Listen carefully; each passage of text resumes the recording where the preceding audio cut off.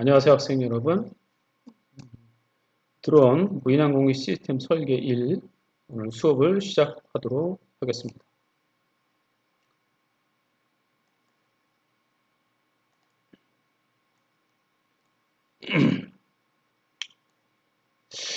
그 드론의 확장판이라 할까요? 그죠? 항공기의 축소판이 드론이잖아요. 그런데 결국에는 뭐 드론도 또 여러 가지 종류가 있죠. 사람이 조종하는 뭐 드론 있고 또 사람이 타는 그런 또 PAV라든지 그런 여러 가지 종류가 있습니다. 그렇지만 제가 보기로는 기본적인 그 개발에 대한 항공기 개발에 대한 개념, 그렇지만 항공기 개발 시퀀스는 드론이나 뭐 PAV나 또 항공기나 큰 차이가 없습니다. 단 세부 계통, 세부 설계에서 우리가 공부하고 있는 드론은 조금 더 제어나 또 전자 이런 쪽에 대해서 좀 틀리지만 전체적인 항공기 개발하는 그런 개발의 개념과 시퀀스는 큰 차이가 없습니다. 그래서 오늘 수업 시간에는 그 한번 전체적인 개발을 어떻게 하는지 그거를 먼저 한번 공부를 해보도록 하겠습니다. 그리고 그 개발의 각 부서들은 어떠한 역할을 하고 있는지 그런 공부를 오늘 해보도록 하겠습니다. 일단 항공기 개발 개념도 말씀을 드리겠습니다. 첫 번째로는 일단 그 개념 설계를 하죠. 개념 설계. 성능 분석 및 형상 개발을 합니다. 개념 크게 이제 네 개로 나눌 수가 있는데 첫 번째 단계가 개념 설계를 합니다. 그 다음에 기본 설계, 기체 및 장비 배치 설계를 하죠. 그리고 세 번째가 상세 설계입니다. 상세한 모델링 및 도면을 작성하고 그리고 마지막이 설계 검토 및 승인을 진행을 합니다. 일단 첫 번째 개념 설계는 군이나 그렇지 않으면은 그 개발하는 항공기, 뭐 지금 개발하는 드론, 뭐 이런 것들에 대해서 어떠한 요구가 있는지, 뭐 수요자가 그리고 또 판매자는 이것을 어디에 사용할 것인지 그 분석을 가지고 어떤 개념 설계를 합니다. 그래서 뭐 엔진을 한 개로 할 건지 두 개로 할 건지 또 무기는 또 얼마나 또 장착을 할 것인지 또뭐 스텔스 기능을 넣을 건지 안 넣을 건지 그리고 뭐 날개를 뭐 그 동체하고 일체형으로 할 것인지 분리형으로 할 것인지 또 날개도 뭐 고익, 중익, 저익이라고 있는데 뭐 항공기 동체가 이렇게 있으면은 날개를 이런 식으로 다는 거 있죠. 이렇게 하면 중익이 되고 또 위에다가 또 다는 경우도 있어요. 이렇게 고익 밑에도 또 이렇게 날개를 이렇게 다는 경우도 있어요. 그래서 여러 가지 리퀘어먼트에 따라서 기본적으로 개념 설계를 합니다. 성능 분석하고 형상이 대체적으로 어떻게 생겼는지를 기본 설계를 하죠.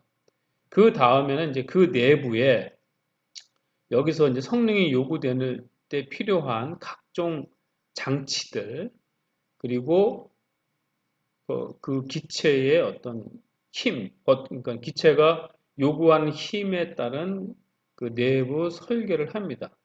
여기서 그리고 장비도 마찬가지 어디에 넣을 것인지를 이 항공기 외관을 잡아놓고 그 안에 적절하게 배치를 하죠.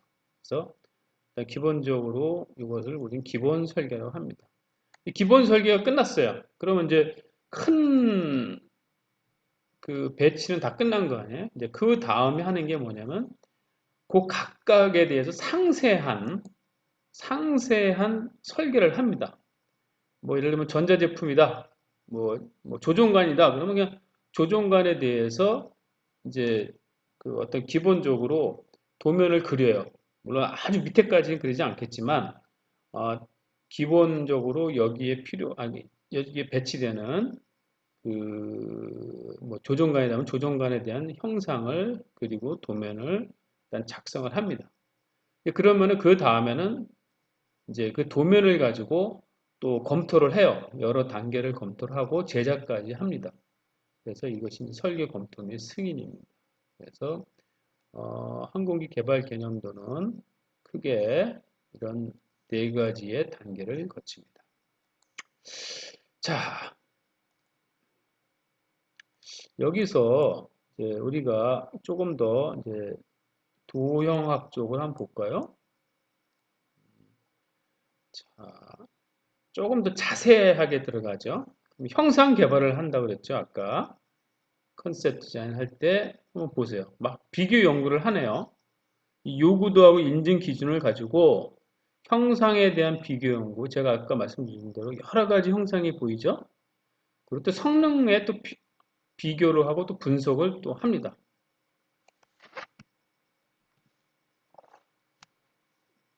그래서 기본적인 그 형상 개발의 그 업무를 진행을 합니다.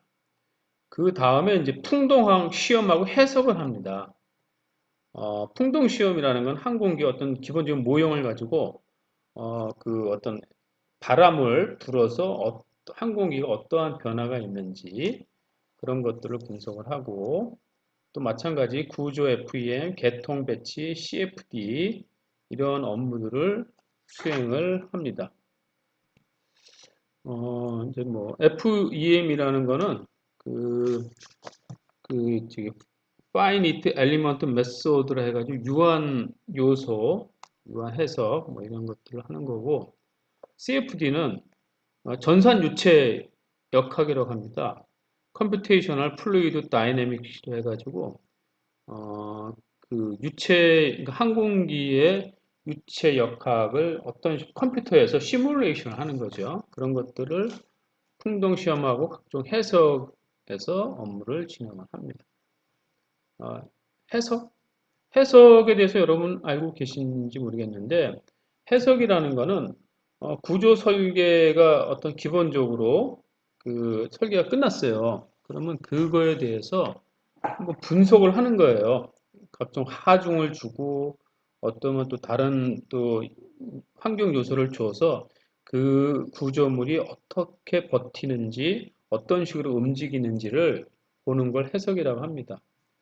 하여튼 이런 식으로 해서 계속 외형 형상을 확정을 지읍니다.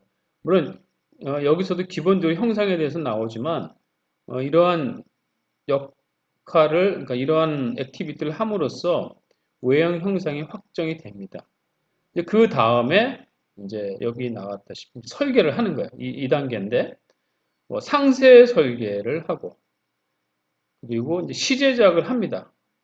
그 다음에 시편 시험을 하고 구성품 시험하고 개통하고 통합 시험, 지상 시험, 비행 시험, 그리고 운영 시험. 그래서 이런 단계를 쭉 거칩니다. 상세 설계는 안에 아까 말씀드린 것처럼 그 구조물에 대해서 기체 설계를 하고 도면을 그리는 거죠. 그리고 개통, 시스템, 또 전자제품들이 어떤 식으로 움직이고 있는지 그것들에 대해서 설계를 하고 물론 이제 그것들은 이제 카티아를 활용해서 설계를 하죠. 그 다음에 시 제작품을 만듭니다. 그리고 각종 이제 그 시제품 만들고 각종 구성품에 여기 조립이 된 거에 대해서 구성품 시험, 뭐 예를 들면 레이더라든지 그리고 개통 통합 시험, 각 시스템들하고 레이더와 뭐 날개 조종관하고의 어떤 그 플라이트 컨트롤 시스템 이런 것들에 대해서 종합적으로 시험을 합니다. 이거는 이제 시뮬레이션을 통해서 진행을 하죠. 물론 이제 일부 그 구성품 같은 경우는 또 별도의 구성권 시험을 하지만, 그래서 이것이 다 이제 시뮬레이션이 다 끝나면은 그 다음에 이제 지상 시험이라는 거를 수행을 합니다. 그 지상 수행을 시험을 하고 나서 이제 마지막에 비행 시험을 하죠. 사실 이 지상 시험을 하고 나서 이 비행 시험 첫 번째 퍼스트 플라이트 할 때 그 여러 사람들이 가슴이 조마조마합니다. 여기까지 오기까지 굉장히 오랜 기간이 걸리거든요. 그 뒷장에서 이제 설명을 드릴 건데, 이 굉장히 오랜 기간이 걸리고 또 수많은 사람들이 각 분야에서 업무를 수행을 했는데, 마지막에 항공기가 퍼스트 플라이트 할 때 얼마나 가슴이 뭉클할까요? 그리고 보람도 느낄 겁니다. 또, 저 항공기가 제대로 날까? 하는 것도 어떠한 그 두려움도 있고, 그래서 이제 이런 각각 기능적인 역할을 할 때는 뭐 잘 모르지만 그 어떤 업무에 대한 중요성이, 그렇지 않으면 업무에 대한 어떤 파급력을 모르지만 실제 지상시험 이후 첫 번째 비행시험을 할 때는 굉장히 그 보람도 느끼고, 또한 내가 만든 설계, 내가 한 설계, 내가 만든 부품들이 저 항공기에 어디에 들어가 있구나. 그러한 자부심을 갖습니다. 저 또한 마찬가지 어, 그 설계를 하고 제작을 거쳐서 현재 지금 대한민국 그 항공에서 대한민국 군에서 사용하고 있는 각종 항공기에 보면은 저 항공기에 저 부품을 개발할 때는 어떤 일이 있었고 어떻게 개발을 했는지 그러한 히스토리가 이제 제 머릿속에 항상 보관이 돼 있어서 항상 항공기를 볼 때마다 그런 느낌을 받죠. 어, 자, 항공기 개발에 대한 프로세스 한번 이제 이번에는 좀 더 세밀하게 한번 볼까요? 아, 어느 정도 걸리죠? 굉장히 오래 걸리죠? 한 정말 10에서 12년이 소요되네요. 그죠? 그러니까 항공기 하나 개발하는데 10년 이상이 걸린다고 보시면 됩니다. 우리가 자동차 보면은 자동차 모델이 뭐 한 3, 4년에 한 번씩 바뀌지 않습니까? 3, 4년에 한 번씩 바뀌는데 우리 항공기는 10년에 걸쳐서 개발을 해도 그 모델이 바뀌는 거는 정말 몇십 년이 걸립니다. 뭐 간단하게 한번 그래프를 한번 그려볼까요?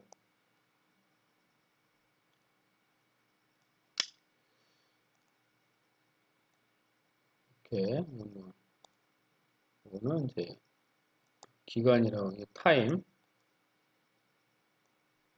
타임이라 치고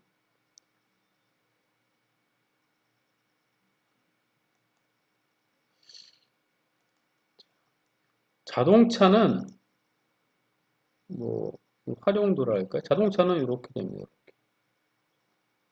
이렇게. 그런데 항공기는 항공기는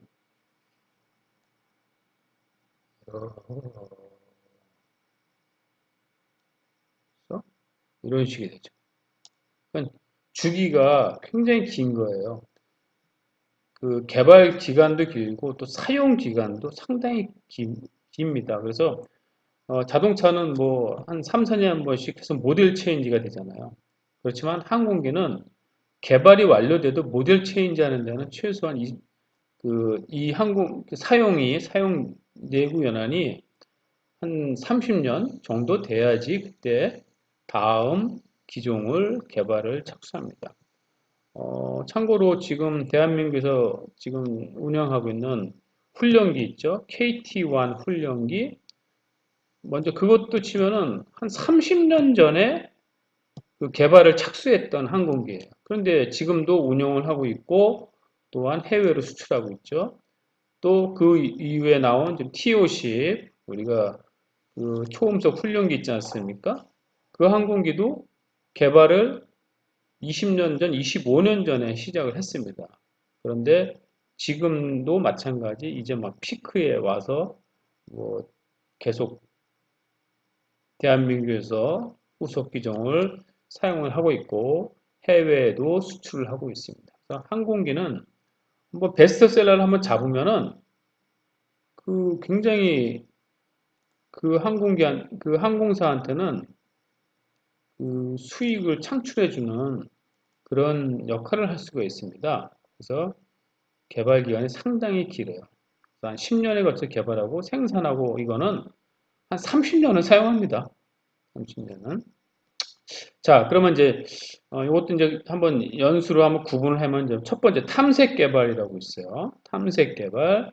탐색 개발에는 이제 계속 그 얘기를 하지만 있지만 체계 요구 사항을 분석하고 그리고 체계 개발, 탐색 개발 끝날 때쯤 되면은 여기 있지만 수요군 요구 조건 및 개발사 설계 목표가 탐색 개발에서 이루어진 것을 가지고 기본 설계를 합니다. 기본 설계. 그리고 그 다음에 그 끝나면은 크리티컬 디자인 상세 설계를 하고 그 다음에 시제작을 하죠. 그 다음에 말씀드린 것처럼 시험 평가를 합니다. 시험 평가 해주고 지상 시험, 기술 시험, 운영 시험. 그렇죠? 지금 그 대한민국에서 지금 그 개발하고 있는 그 차세대 전투기 있지 않습니까? KF-X. 그게 내년에 초도품이 나온다 그러죠? 내년에 초도품. 근데 그 내년 초도품 나온다는 게 시제작, 시제작이에요. 시제작기가 이때 나온다. 그럼 그 이후에 이제 이러한 각종 테스트를 해야 됩니다. 그래서 그 시제작기 만들고 나서 얼핏 뉴스에 봤더니 한 5년, 4, 5년을 계속 이 시험 평가를 한다고 합니다.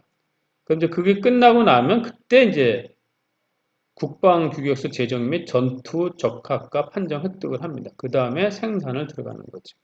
그래서 이제 중요한 요소들이 있습니다. 어떤 그 게이트라고 해가지고 어떤 액티비티에 체크하는 포인트인데 이때는 SRR이라 해가지고 어디 있죠? 약어가 어디 있을 텐데 여기 있네요. 뭐 시스템 리퀘어먼트 리포트라 할까요? 어떤 그런 거.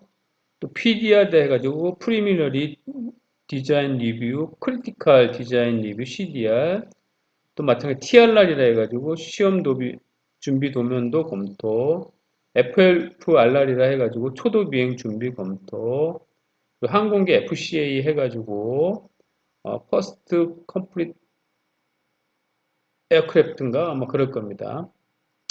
그래서 펑셔널 컨피그레이션 어디트네요. 네. 그래서 이게 그 항공기에 이런 식의 시퀀스를 가는데 아마 이 용어들은 그 우리가 무인 항공기나 드론에서도 똑같이 사용을 하고 있습니다.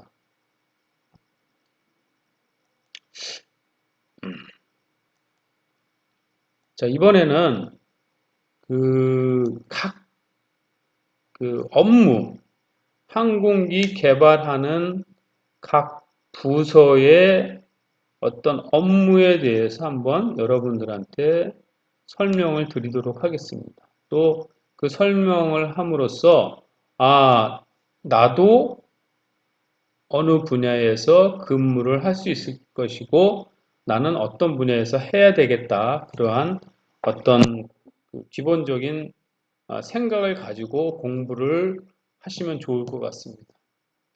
자, 먼저 체계 종합이라는 업무가 있어요. 그 개발 부서에는 체계 종합은 여기 있지만 가장 중요한 역할, 시스템 인티그레이션을 합니다. 시스템 인티그레이션. 각 업무들이 쫙 있어요.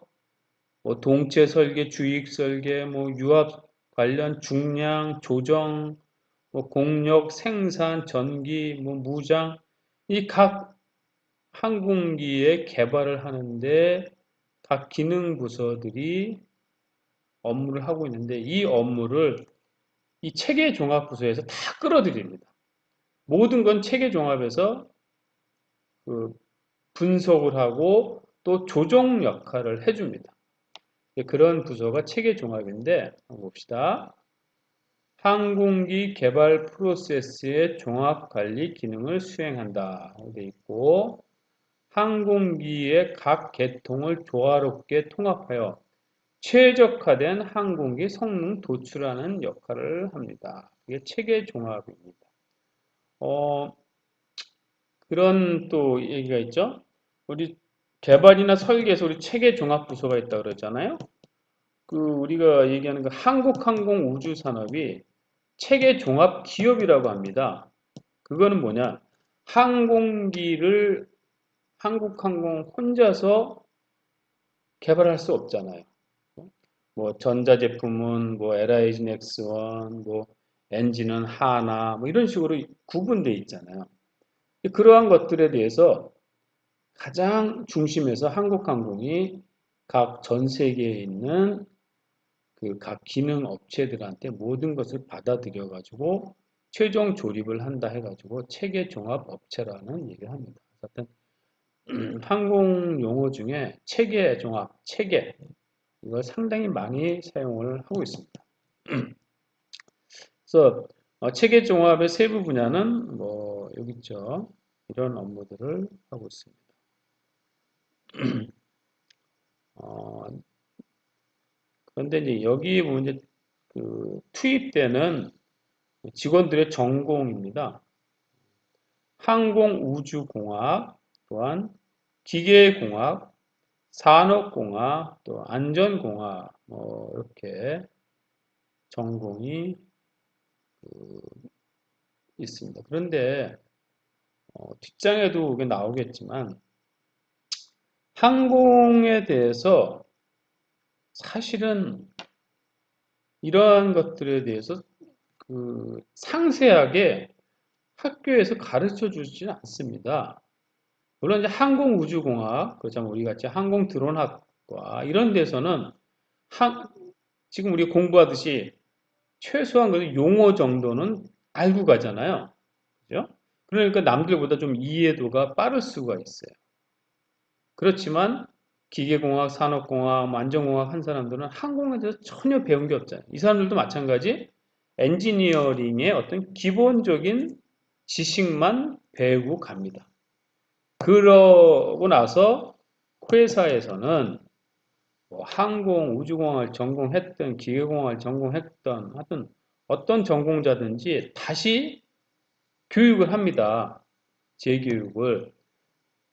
회사에서 어떤 체계적으로 재교육을 시키기도 하지만 주로 자기의 사수라든지 어떤 부서의 내부 시스템에 의해서 교육을 받습니다. 그렇지 않으면은 그 선배들이 뭐 시키죠. 넌 이걸 이렇게 해봐. 그러면 이제 그게 바로 교육이죠. 잘 모르잖아요. 그러면 선배들이 가르쳐 줄 거 아닙니까? 아, 요건 이런 식으로 해서 이렇게 하세요. 요거는 이렇게 정리해야 됩니다. 이런 식으로 지침을 주고 가르쳐 줍니다. 그렇기 때문에 여러분들이 너무 걱정할 필요는 없어요. 우리가 기본적으로만 알고만 가면 됩니다. 자, 다음 볼까요? 그 다음에 이제 형상 개발하는 부서가 있습니다. 형상 개발. 이제 점점 용어가 많이 이제 익숙해지겠죠? 항공기의 크기, 날개 형태, 날개 크기, 조정면 등 항공기의 외부 형상을 설계하는 부서입니다. 항공기의 성능 예측 및 검증을 하는 부서가 형상 개발 부서입니다. 그렇죠? 그래서 형상부서에서 이제 이런 식으로 외부 형상 개발을 하는데 그냥 그리기만 되는 게 아니고 각각에 대해서 또 이런 식으로 또 업무가 있습니다. 그 형상 분야, 형상 개발 분야가 형상 설계 분야가 있고 이러한 업무들을 합니다. 그다음에 성능 해석. 아까 해석이라는 게 뭐라 그랬죠? 그거에 대해서 상세한 분석을 하는 겁니다. 그 어떤 환경 조건을 준다든지 어떤 외압의 조건을 줘서 그것이 어떤 식으로 움직이는지 또 어떤 식으로 변화가 생기는지를 분석을 하는 게 해석 업무예요. 그런데 그게 만약에 우리가 그 고객이나 우리가 처음 그 잡았던 가이드라인에 만족하지 못한다고 하면은 바로 해석 부서에서 피드백을 합니다. 그 앞에 부서한테 야 이거 잘못됐으니까 이렇게 이렇게 하세요. 그래서 성능 해석하는 부서 있고 공력 해석하는 부서 있고 또 조종 안정성에 대해서 또 검토하는 부서도 있습니다. 또 무장분리라는 거는 비행 중에 외부 장착물 분리를 하는 거 이것이 무장분리 업무죠.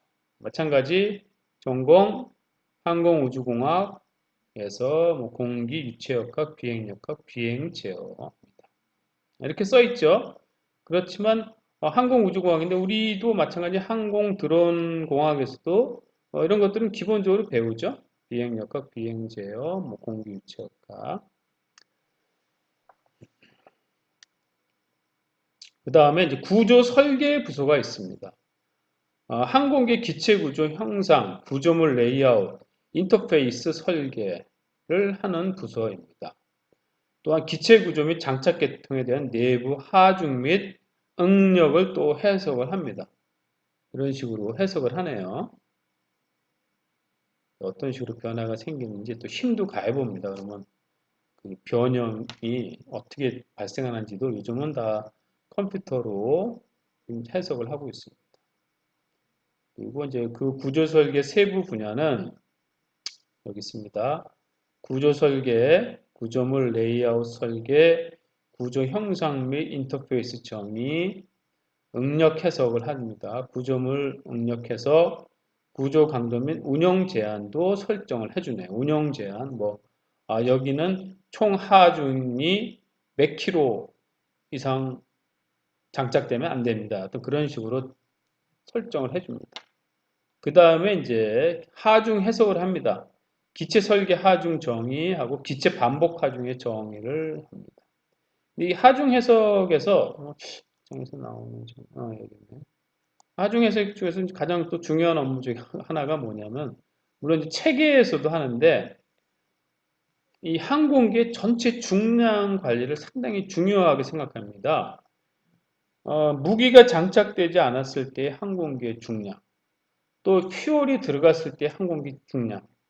이것이 왜 중요하냐면은 그 항공기 구조물이 가벼울수록 연료를 많이 넣을 수 있죠. 이제 예를 들면 동일한 엔진 성능에서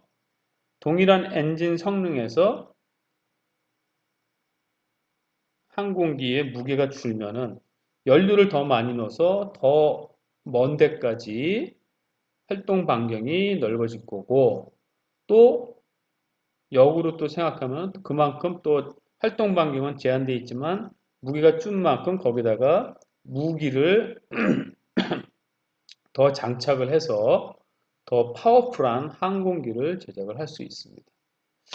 자, 그리고 동특성. 이것이 이제 정적, 동적으로 움직일 때 어떠한 식으로 이것이 하중을 받고 휘어지는지 뭐 이런 것들을 그 검증을 하는 부서도 이 구조 설계 안에 있습니다. 그리고 피로 파괴에서도 피로 취약 부위를 선정하고 안전 수명도 정의를 합니다. 안전 수명이라는 것은 이 항공기가 이러한 구조물에서 어떤 특정 구조물이 어느 정도까지를 사용할 수 있다. 그래서 그걸 안전 수명이라고 하는데 사실은 상당히 그 공격적으로 잡죠. 예를 들면은 실제 우리가 분석을 해봤더니 이거는 100시간을 쓸 수가 있어. 그렇지만 매뉴얼이나 어떤 데는 우리가 안전율을 줘가지고 80시간 안전율 20%를 더 줘가지고 80시간까지밖에 사용을 못하게 한다. 이런 식으로 그 안전 수명을 정의를 해줍니다. 관련 전공은 마찬가지 항공우주공학, 기계공학, 제조공학을 자들을 많이 선발을 하고 있습니다. 그런데 기계공학자도 아까 봤지만 대부분 다 들어가죠. 이제 그 의미는 회사 들어와서 다시 재교육을 받아야 되기 때문에 어떤 공학적인 기본 지식은 가지고 있어야 됩니다. 자, 그 다음에 이제 세부 계통 업무가 있어요. 세부 계통은 항공기의 눈과 또 어떤 혈액, 근육, 뭐 이런 것들을 역할하는 게 세부 계통이라고 합니다. 세부 계통은 이제 크게 이런 식으로 나눠집니다. 연료 계통이 있고, 유압이 있고, 또 2차 동력, 환경 제어, 전기 계통, 추진 계통, 조정석, 착륙 계통이 있습니다. 그래서 각각에 대해서 이제 이런 업무들을 진행을 합니다. 만약에 이거를 이제 우리가 드론에 적용한다고 치면은 그래서 빠질 게 뭘까요? 빠질 게 유압도 필요하겠죠? 물론 이제 약간 큰 드론, 2차 동력도 뭐 필요할 걸로. 물론 이제 조그만 드론에서는 2차 동력까지는 필요 없고, 또 환경 제어도 마찬가지 필요합니다. 뭐 비가 온다든지 또 뜨겁다든지 차갑다든지 전기 계통도 마찬가지 필요하겠죠? 추진. 추진. 근데 어차피 추진 계통은 있어야 되죠. 뭐 엔진이 뭐 모터로 적용하든 뭐 그처럼 다른 걸로 그 저기 저기 뭐야 추력을 발생시키든지 하여튼 엔진은 아니지만 하여튼 추진 계통도 필요합니다. 조종석은 아니겠네. 조종석은 이건 뭐 지상에서 우리가 하니까 조종석은 항공기. 착륙 계통도 필요하겠죠? 그러니까 결국에는 우리가 항공기 드론을 개발을 할 때도 이러한 분야들이 다 필요로 합니다. 실제 그 한국항공에서도 그 이제 이렇게 있어요. 뭐 조직들 한번 그린다면 아까 제 체계 종합 부서가 이렇게 있어요. 그리고 각각 딱 이런 식으로 관련 부서들이 이렇게 나눠져 있죠. 이 부서에서 이렇게 이것도 다 종합을 하잖아요. 그럼 이러한 것들이 이제 크게 지정이 되는데 그러니까 이런 식으로 해가지고 이것이 예를 들면 고정익 개발을 한다. 그러면은 이러한 조직도가 별도로 있습니다. 그래서 각 내부적으로도 이러한 업무들이 하고 있고 또 회전익도 마찬가지 이렇게 있고 무인기도 마찬가지입니다. 무인기도 이렇게 별도의 조직 이런 구성들이 진행을 하고 있습니다. 단 무인기는 그 작잖아요. 그러다 보니까 인원이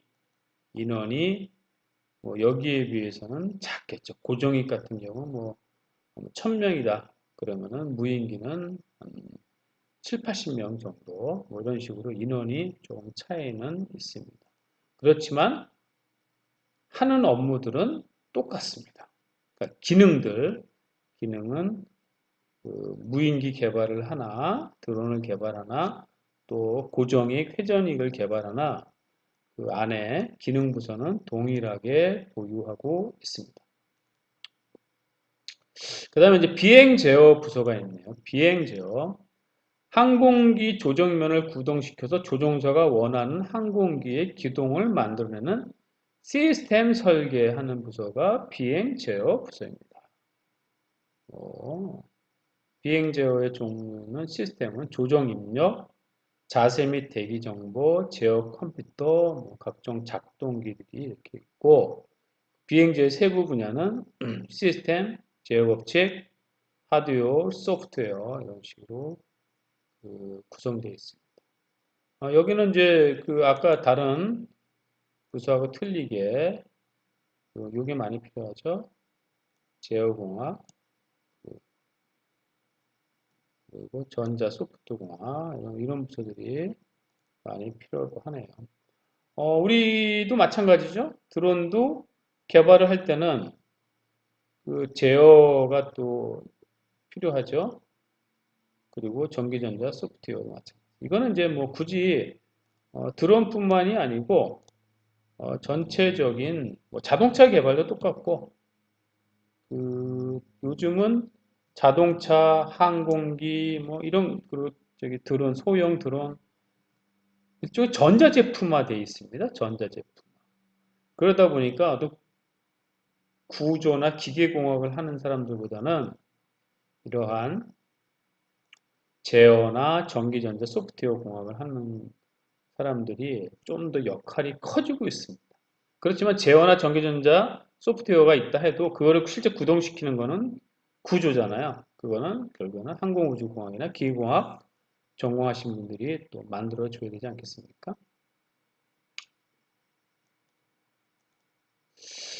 자, 그 다음에 이제 항공전자가 있습니다. 항공전자. 조종사의 항공기 운영 및 임무 수행을 위한 필수적인 정보 및 기능을 제공하는 항공전자 부서가 있어요. 그 안에는 시스템, 항공전자 시스템 설계라는 시스템, 또 하드웨어를 또 설계하는 하드웨어 부서, 그리고 또 소프트웨어 부서가 있습니다. 자, 그래서 그 이제 제가 말씀드렸잖아요. 좀 전자제품화 된다고 그랬잖아요. 그런데 전자제품이 계속 발전을 하잖아요. 우리 항공기의 발전도 구조적으로는 크게 차이가 없어요. 그런데 조종석에 앉아 있을 때의 어떤 전자제품은 점점 발전하고 있어요. 몇 년 전까지만 해도 앞에 계기판들이 다 있었죠. 계기판. 그런데 요즘은 계기판이 없어졌죠. 다 모니터로 다 확인하죠. 스크린으로. 그런데 요즘은 한 발 더 나아가서 터치로 하죠. 터치로. 그리고 더 나아가서는 인공지능이 알아서 조정을 해줍니다.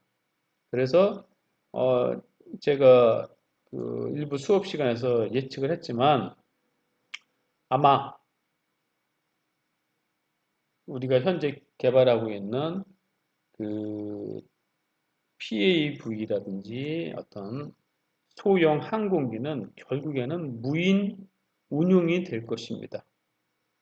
사람은 그냥 앉아서 그냥 타고 내리고 이러한 역할만 하면 되지 굳이 그거를 조정을 할 필요는 없지요. 요즘 뭐 저기 무인 자동차도 마찬가지 않습니까? 그 제가 잘 모르겠지만 무인 자동차에 그 조종 그게 있어야 되는지 그건 잘 모르겠네요. 무인 자동차에 그 운전 면허증이 필요한지는 한번 좀 봐야겠습니다. 자, 그 다음에 이제 시험 평가하는 부서가 있네요. 구조 시험, 진동 시험, 비행 하준 시험, 사출 시험, 항전 시험, 무장 분리 시험, 고바등각 시험, 초도 비행 해서 각종 시험들을 또 하는 부서가 있습니다. 시험도 뭐 하나만 하는 게 아니잖아요. 구조 시험 해야죠. 구조적으로 안정한지 불안정한지 각종 그 하죠. 또 진동 하죠. 계속 그 진동을 줘가지고 균열이 생기는지 안 생기는지 봐야죠. 비행 하중 해보죠. 실제 나르지는 않지만 거기다가 큰 비행 하중을 줘가지고 올 저기 이 올리기도 하고 내리기도 하고 그러니까 중력을 주기도 하고 그래서 또 사출 시험도 합니다. 각종 시험을 해서 마지막에 하는 게 이제 초도 비행이겠죠. 그것도 전공자들은 이런 분야의 직원들이 필요로 합니다. 자, 그 우리가 이제 개발 부서만 얘기를 했죠. 개발에 대해서. 사실 이제 생산 부서도 있어요. 그런데 어, 그 여기 있는 전공자들 있죠. 항공공학, 기계공학, 전기전자공학 뭐 이런 분들이 이런 전공한 사람들이 그 개발부서, 설계부서에도 가지만 생산부서에도 많이 갑니다. 그런데 이제 회사에서 뽑을 때는 가급적이면은 개발 쪽에는 석사 이상을 뽑으려고 하고 있습니다. 물론 이제 그때그때의 인적 자원에 따라서 뭐 학사들도 개발로 갈 수 있고 뭐 석사들도 생산으로 갈 수가 있지만 어떤 큰 대원칙은 개발부서, 설계부서는 그래도 석사 이상을 뽑는 것을 대원칙으로 하고 있습니다. 그런데 학사가 가더라도 뭐 일을 하는 데는 문제가 없어요. 그런데 보통 이제 학사 출신들이 가게 되면은 공부를 하려고 하죠. 더. 그리고 기계공학을 전공했다든지 재료공학을 전공한 사람들이 뭐 개발부서를 갔다든지 생산부서를 가면은 그 항공기에 대해서 공부를 더 하고 싶습니다. 그래서 석사나 박사 과정에서 항공을 공부하는 그런 쪽으로 많이 그 시야를 넓히고 있는 상황입니다. 자, 이렇게 해서 그 항공기 개발 업무의 어떤 큰 프로세스를 여러분들한테 보여드렸습니다. 자, 이것은 다시 한번 강조드리지만 어, 항공기나 드론이나 그렇지 않으면 뭐 일반 그러니까 좀 약간 좀 조립품이 많은 자동차나 또 선박도 마찬가지입니다. 대부분의 시퀀스는 이러한 개발 시퀀스를 거치기 때문에 우리가 항공 분야에 근무를 안 하더라도 또 다른 분야에 근무를 안 하더라도 이런 식으로 업무 플로우가 진행이 되고 있다는 것을 이번 시간에 여러분들이 인지를 해 주셨으면 좋겠습니다. 자, 이제 각각에 대해서 이제 우리가 이제 공부를 좀 해야겠죠? 구체적으로 그 업무들이 어떤 업무를 하는지를 이제 공부를 해보도록 하겠습니다. 자, 이번 저건 이제 공력이죠. 공력. 한번 읽어볼까요? 공력 기술은 항공기 기동 성능, 임무 성능, 그리고 이착륙 시의 저속 성능에 결정적인 영향을 주는 항공기의 외형 형상 결정에 필요한 공력 특성, 성능 특성 및 조정 안정성 특성을 해석하고 그에 따른 최적의 외형 현상을 도출하는 분야이다. 이것이 이제 공력이라고 했습니다. 그 공력이 이제 사실은 그 한글로 써 있으니까 잘 익숙하지가 않을 수도 있는데 보통 우리가 이걸 에어로다이내믹이라고 합니다. 에어로다이내믹이라고 합니다. 이제 항공기가 어떤 이렇게 날아다니고 할 때는 항공기에 여러 가지 힘들이 적용이 됩니다. 양력, 중력, 추력, 뭐, 뭐, 이런 힘들이 공기에 의해서 항공기에 적용을 합니다. 그래서 그런 것들에 대해서 분석을 하고 또 그거에 의해서 항공기의 외형 형상을 뭐 결정하고 이런 분야들을 하는 것을 공력 부서라고 하고 에어로다이내믹이라고 합니다. 자, 여기 있네요. 공력, 성능, 조정, 안정성, 풍동 시험 분야는 항공기의 개념 설계가 시작되면 항공기의 요구 성능을 고려하여 항공기의 사이징 시작부터 작업하여 항공기의 기본적인 외형 형상의 결정, 그리고 요구되는 운영 성능을 만족시키기 위한 조정명들의 형상 및 크기 결정, 이에 따른 항공기의 성능 예측 등 항공기의 주요 재원 선정에 중요한 역할을 하게 되는 것이죠. 그래서 이 공력에서는 여기 있지만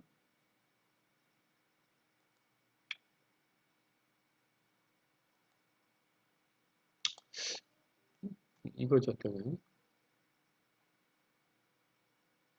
공력 특성, 성능 특성, 조정 안정성 이것 것들을 해석하는 부서. 그래서 결국에는 최적의 외형 형상을 도출하는 분야다. 이게 공력 에어로다이내믹. 그래서 이제 내용을 또 한번 보면은 기본 설계 과정에서는 설계 변수들의 변화에 따른 최적의 항공기 형상 및 재원을 결정해 나가는 반복적인 작업 과정. 반복적인. 왜? 한 번에 끝낼 수가 없죠. 그죠? 그 반복적인 작업 과정이므로 여기 있어요. 설계 진행이 빠르고 여러 과정의 설계 과정을 반복하게 된다. 이게 이제 공력 부서에서 하는 역할이죠. 여기 또 중요한 얘기가 있네요. 설계자들이 자기가 다 알지는 못하잖아요. 그래서 경험 데이터와 기본적인 방정식에 의한 예측을 통한 설계 및 예측이 주를 이룬다. 이렇게 써 있네요. 그리고 이제 이런 것을 결정하는 단계 마지막에 우리가 저거 하는 게 여기 있잖아요. 요거죠. 풍동시험. 그죠? 마찬가지 풍동시험을 통해서 최종 형상이 확정이 되고 있습니다.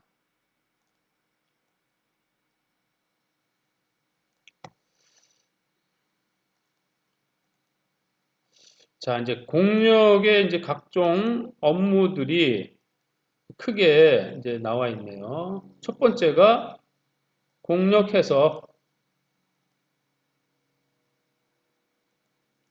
공력 해석을 하고 두 번째가 성능 해석, 공력 부서에서 하는 겁니다.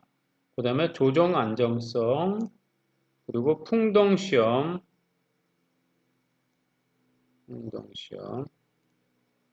진행을 하죠. 그래서 그 네 가지를 우리 에어로다이내믹 부서에서 수행을 한다고 보시면 됩니다.